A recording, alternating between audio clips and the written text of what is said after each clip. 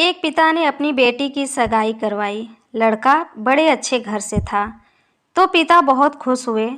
लड़के और लड़के के माता पिता का स्वभाव बड़ा अच्छा था, तो अब पिता के सिर से बड़ा बोझ उतरने ही वाला था। एक दिन शादी से पहले लड़के वालों ने लड़की के पिता को खाने पे बुलाया। पिता की तबीयत ठीक नहीं थी, फिर भी वह ना नहीं कह सके। लड़के वालों ने बड़े ही आदर सत्कार से उनका स्वागत किया। फिर लड़की के पिता के लिए चाय आई। शुगर की वजह से लड़की के पिता को चीनी वाली चाय से दूर रहने को कहा गया था।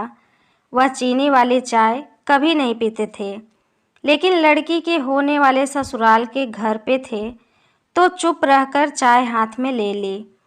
चाय की पहली चुस्की लेते ही वो चौंक से गए।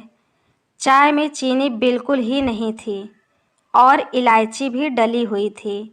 वो सोच में पड़े कि ये लोग हमारी जैसी ही चाय पीते हैं। फिर दोपहर में खाना आया, वो भी बिल्कुल उनके घर जैसा। दोपहर में आराम करने के लिए 2 तकिए, पतली चादर, उठते ही सौंफ का पानी पीने को दिया गया। यह सब देखकर लड़की के पिता बहुत आश्चर्य में पड़े थे।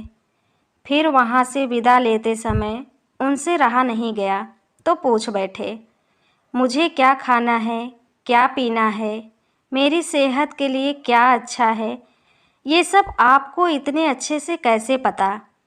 तो बेटी की सास ने धीरे से कहा कि कल रात को ही आपकी बेटी का फ़ोन आ गया और उसने कहा कि मेरे पापा स्वभाव से बड़े सरल हैं, बोलेंगे कुछ नहीं। प्लीज़ अगर हो सके तो आप उनका ध्यान रखिएगा। इतना सुनने के बाद पिता की आंखों में आंसू आ गया। लड़की के पिता जब अपने घर पहुँचे, तो घर के हॉल में लगी अपनी स्वर्गवासी माँ के फोटो से हार निकाल दिया। जब पत्नी ने पूछा कि ये क्या कर रहे हो, तो लड़की का पिता बोला, मेरा ध्यान रखने वाली मेरी माँ इस घर से कहीं नहीं गई है, बल्कि वो तो मेरी बेटी के रूप में इस घर में ही रहती है। और फिर पिता की आंखों से आंसू छलक गए और वो फपक फपक कर रो पड़े।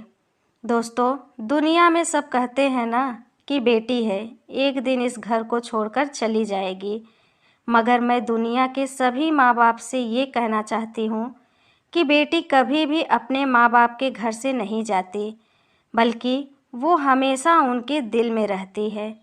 दोस्तों, इस कहानी पे आपका क्या राय है, प्लीज़ कमेंट करके हमें ज़रूर बताइए। अगर ये कहानी आपको अच्छी लगी हो तो प्लीज़ एक प्यारा सा लाइक करिए। हमारे चैनल पे पहली बार आए हैं तो हमारे चैनल को सब्सक्राइब करिए। कहानी सुनने के लिए आपका बहुत बहुत धन्यवाद।